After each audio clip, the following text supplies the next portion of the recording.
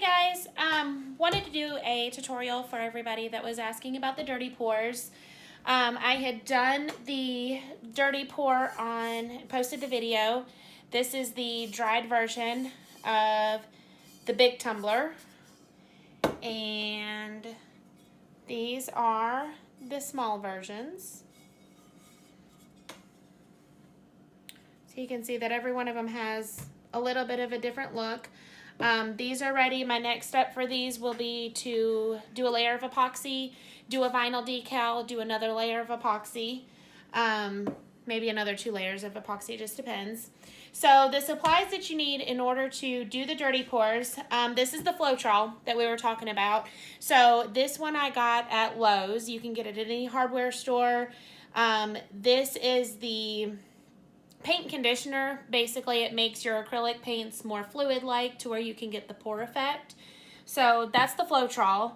And then I use the regular acrylic paints. You can get them at Walmart, Hobby Lobby, Michael's, wherever. I've got regular acrylic paint. I have got a metallic acrylic paint. And then I have got some of the bigger in black and white because these are the colors I use pretty regularly. So we've got the bigger ones of those. I do my individual colors in a little 5-ounce cup, and then when I do my actual combination of colors, get a little bit of a bigger cup. That doesn't matter as much, but I just use a small bathroom sized for the individual colors. I've got my regular tumblers. I got these at Walmart. Spray painted them white. I use the Rust-Oleum. It seems to coat better. It doesn't run as much, and I've not had any trouble with this. So I do use the Rust-Oleum. This one's a primer, flat white, either way. So I will, if you'll look in here, I've got an upside down cup, and this is kind of the one I've done all of my dirty pours for this color on. I'm doing for a craft show. So I've got an upside down cup here that I will put the 20-ounce tumblers on. I did do a bottle for the 30-ounce tumbler. I'm not doing another one of those right now. So I've just got the 2 upside down cups for the 20-ounce. And I will just put my prepped cups on those upside down. So what I will do is I'm going to do 4 colors. And so I will take my 5-ounce cups, and I will start with Floetrol. I don't necessarily measure. I am doing 2 cups with this batch, so I'll do a little bit more. So if you see on these 5-ounce cups where they've got the lines, normally for just 1 cup, I will fill it up to just this first line at the bottom. For this double batch, I'll do a little bit more. We'll just kind of see what looks good. Okay, so that looks to be enough because it is going to be 4 colors. So this is about 3 lines up. And I will pour the same amount into each one of my 4 cups, give or take a little bit.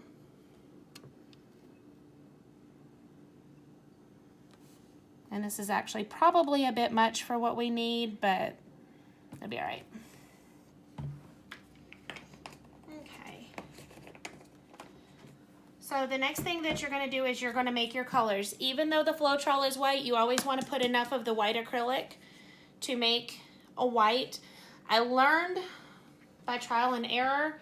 I did this one the other night, and it's still wet. But it's got... I tried to do a white pearl in this one, and you can see that the colors do not pop near as much if you don't have a good amount of white. So I'm not terribly happy with that one, but there it is. So as far as the amounts, if you'll show down in there, I just kind of squirt it.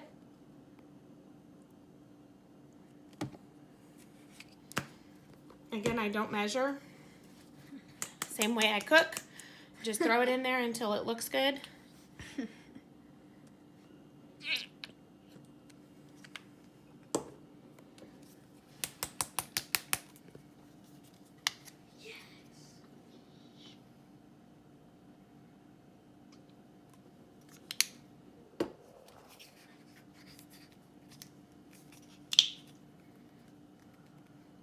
black and the dark colors, I found you really don't need as much.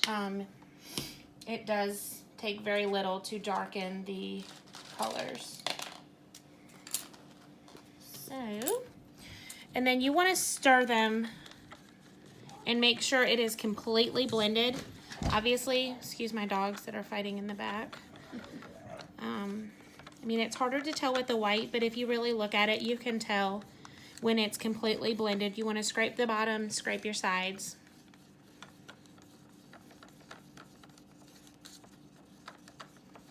Okay.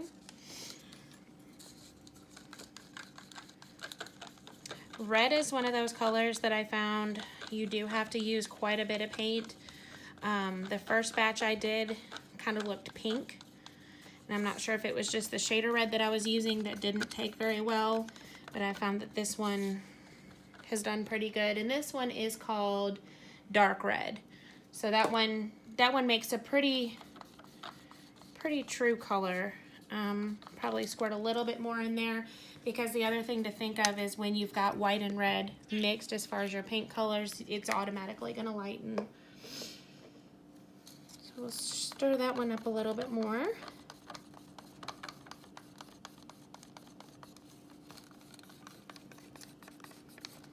Okay, that one looks good. Here's the silver.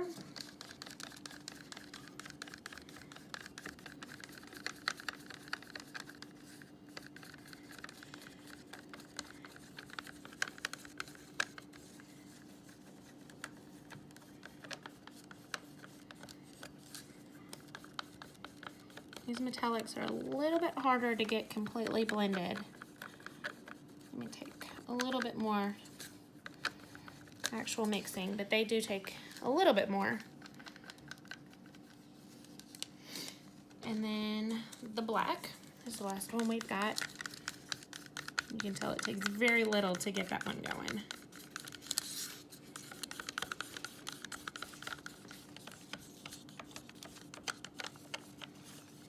All right, so that's the prep method. Again, these are 5-ounce cups, and for my double batch of paint that we're doing here, they're about halfway full. By the time you get your acrylic paint mixed in there with your Floetrol, this may be it may be a bit much. I guess we'll be able to tell a little bit more when we get to pouring. Okay, so the next thing we're gonna do is we're gonna take our large mixing cup, and I always start with white, and then what I will do is I will rotate between light and dark. If you don't have, like, these are all, I mean, these two per se, I guess, are similar shades. So I'll just kind of rotate between what's the lightest and darkest the best that I can. And then I will just take and pour. I found that if I do 2 layers, that does pretty good as far as the coverage and not blending the colors too much. When I've tried to do more than just 2 layers, it's blended a little bit much. So I prefer to do half of the cup in the first layer, maybe a little bit. And then I will do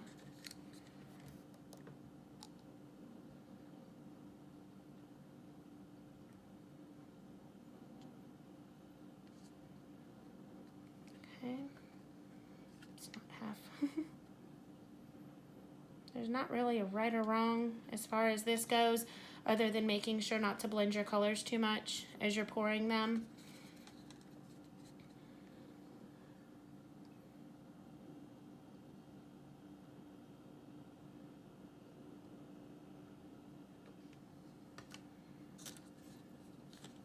So all we're doing is layering.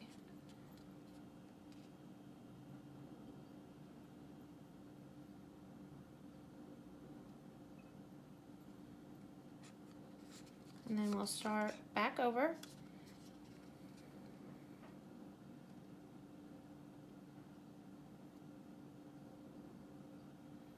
Got a little bit of extra white. I'm not going to use the whole thing.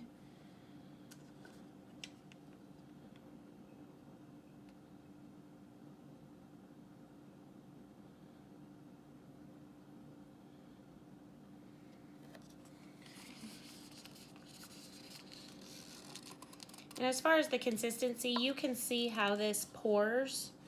Whereas if you just had acrylic paint, it doesn't pour like this, where this is more fluid-like. That's what that Floetrol does.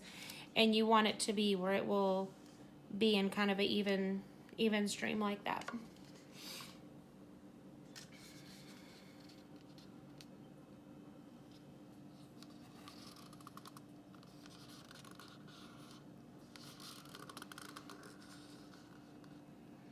This is definitely going to be a full cup and probably more than what we need, so I may have to find another cup to not waste any of my paint. But I'll at least give you guys a good idea. And I have found too that if you do, I would rather have too much paint than not enough. When I've not had enough paint, the color, to get it coated, the color does blend more and you don't have the distinct cells like you do when you allow it to do a flow more freely. And I'll show you guys a few of those. Now I have done, on the bottom of my cups, I have put a canvas underneath to collect the overflow. And I have done a vase or a cup on top of that, let the pour go over into a canvas. Not doing it on these particular ones simply because the bottom of my pan is still wet from the one that I just did. So it's not going to turn out as well as if I had a free place to flow, and I've got orders for these, so I need to just kind of get them done and get them going. So the next thing we're ready at this point.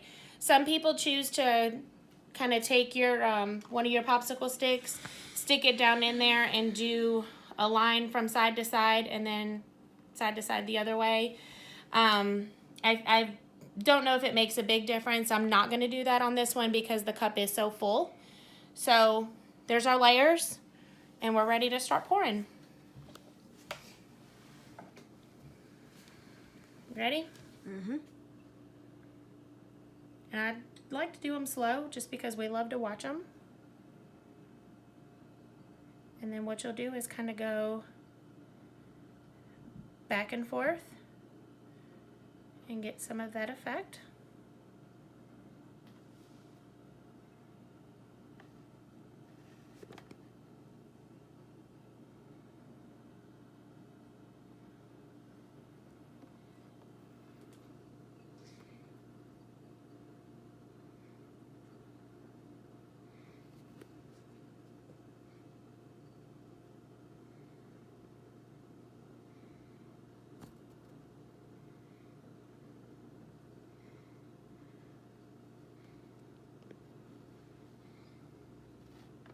See where some of that red and white blends together.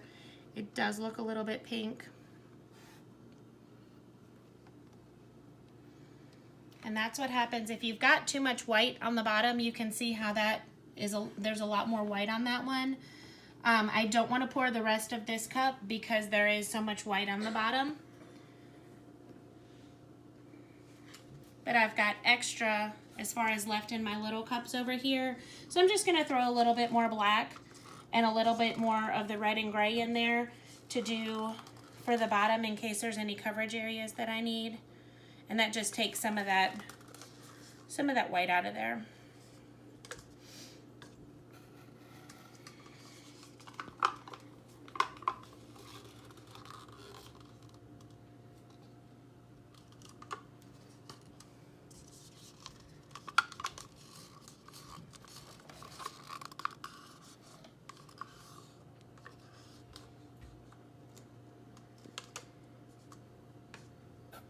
So we'll take a look at it, see if there's anything that needs any more color on any of these sides. You don't have to film me, you can film the actual cup.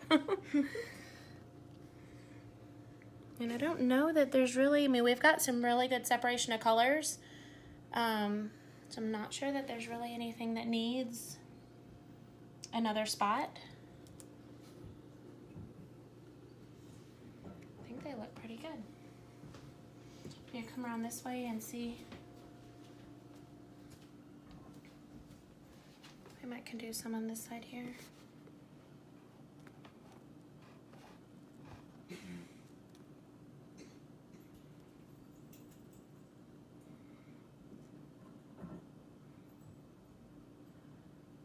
A little bit of of a separation of colors there.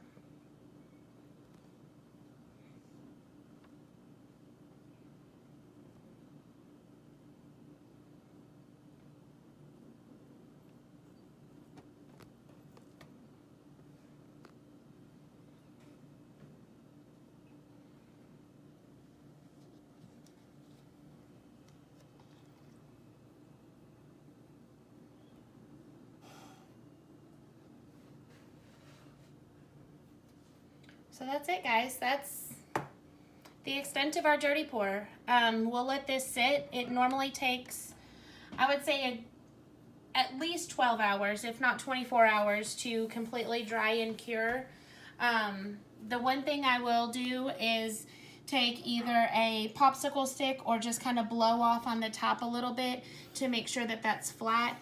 With these having really good look to them right now, I may just wait and sand that down when it's completely dry just to make sure that it's a flat, even surface before I epoxy. If I were to take a popsicle stick and go over this, it would blend that more than what I want it to do right now, because I really like the way that these look. I think that they turned out awesome. So I may just let those be and sand them down before I epoxy to make sure we've got a flat, even surface. So that's what I've got. If you've got any questions, feel free to send me a message, and if not, I hope you enjoy and good luck with your dirty pours. It is definitely a trial and error. Some colors blend better than others, so just kind of watch which end of the color wheel they're on. I have had a difficult time with yellow. That's one that I've not mastered yet. I've tried doing a yellow and purple. It's for my son's school colors, and I cannot get it perfected. We've got, stay right there, Blake. This one is the closest to the one that I like. You can see in here, the yellow does tend to blend more with that purple. This one is actually one that I learned that you need to, if you're using glitter vinyl, definitely spray a clear coat over top of it before epoxy. It will bleed. We learned that on this one. So that's the one. I'm still trying to perfect that color combo, but the purple here is definitely one of my favorites. This one actually started with yellow and did not work out so well, but this purple and white is pretty fabulous. And then show those, and I'll get some of these canvases out.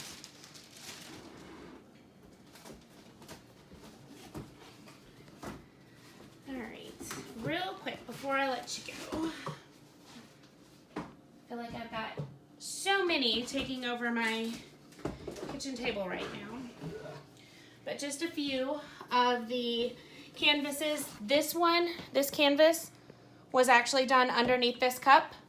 So when I did my dirty pour, basically I had my upside down cup, if that would fit. I had my upside down cup, I had my tumbler on top of it, and a canvas directly underneath it. Did my dirty pour, let this drip for probably about 2 minutes until this was good and coated. Picked this up, moved it somewhere to where it could dry, and then I took the canvas and just tilted it around to fully cover. So that one came off of the Tiger Pride tumbler. This one is one of our favorite color combos, our beach colors. So we've got some blues, some greens, some teals. Again, that one's completely dirty pour. We've got a vase that matches that canvas. This one, same color scheme, different look. Absolutely love this one. And the last one is more of a fall theme. We did a vase to match this one as well. Not sure what I'm going to do with them yet. Still kind of learning how much I love doing them more than I love following through with being able to do something different. As far as selling them, I don't really want to put a vinyl on them because I feel like that takes away from the whole purpose of, you know, the dirty pour itself, but that's really close. That's some of the examples. Like I said, feel free to message me if you've got any questions, want to share ideas. I'm still very brand new at all of this, but I'm loving learning. So if there's anything I can do to help you as you start, feel free to let me know. Have a good day, guys.